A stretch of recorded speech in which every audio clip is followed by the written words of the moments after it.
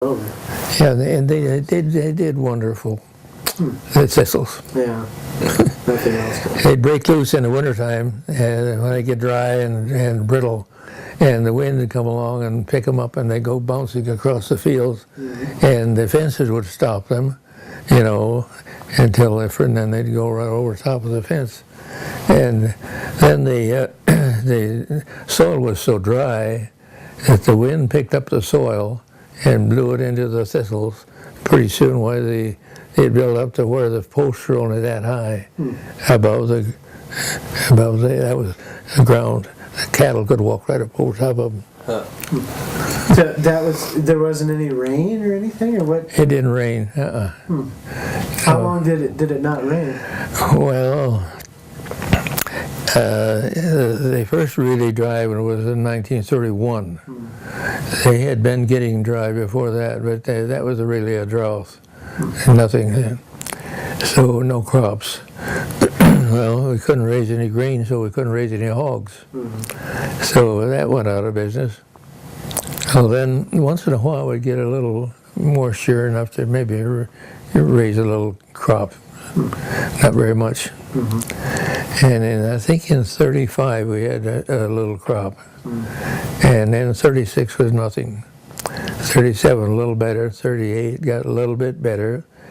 And by 1940 there was a little more crops. And so things were picking up a little bit then. And then along came the war. Well, then it seemed like it made it rain more. So through the 40s, well, we had pretty good crops.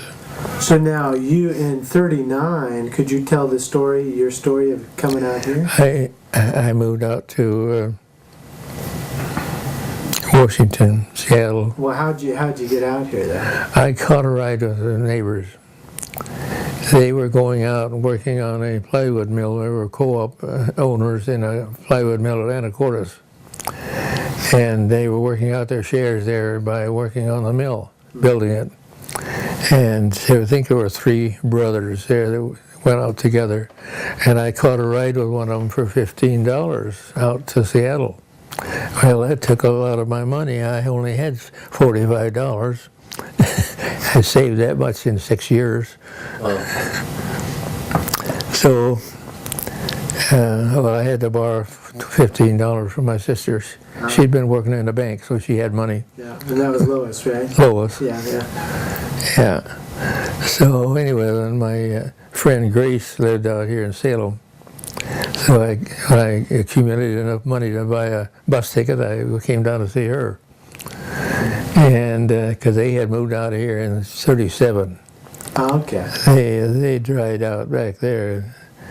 And so she had 4 brothers and 1 sister. And she got a job working in the hospital. And for $30 a month and board and room, which was pretty good in those days to even find a job. So that was Salem? That was Grace. Yeah, my wife. Yeah, that was Salem Hospital, or which? Yeah. Okay. Yeah. Wow. Yeah, so she... I always wondered what her association with the hospital... I always wondered about her association with the hospital. Yeah, her neighbor said that she thought she had an opening for Grace, and so she went and applied for it. And she was a nurse's aide, they called it. She was just a gopher, what she was. Go for this, go for that, go whatever. So that's what she did. Then she worked in the... they called it the kitchen. So she worked in that all the time. She was working. I think she worked there for about altogether probably about 12, 15 years, something like that. Yep. So now you got the ride out to Anacortes, and what was it? Greyhound, the bus line that you took? Yeah. Okay. Yeah. Now, where did you first meet Grace? South Dakota. Well, at a dance or at a... Well, times were so tough there, we couldn't afford to hire a minister every little town, full salary. So De Smet and Lake Preston, their Methodist churches cooperated and shared a minister. Well, he would preach one, and then he'd rush down to the other place and preach again. But anyway, then they thought, well, it might be interesting to have the young people get together from the Duke churches, so we did. They'd have a little get together once in a while.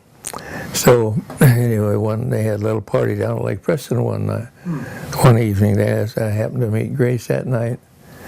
So she made quite an impression on me. Her picture's right up above you there.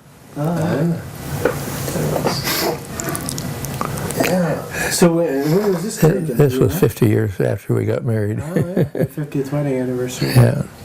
Yeah. So, where did they go to church? They didn't go to church where you went to church. Oh yeah, no. We both went to our own churches in different towns. Yeah. But we'd have parties together.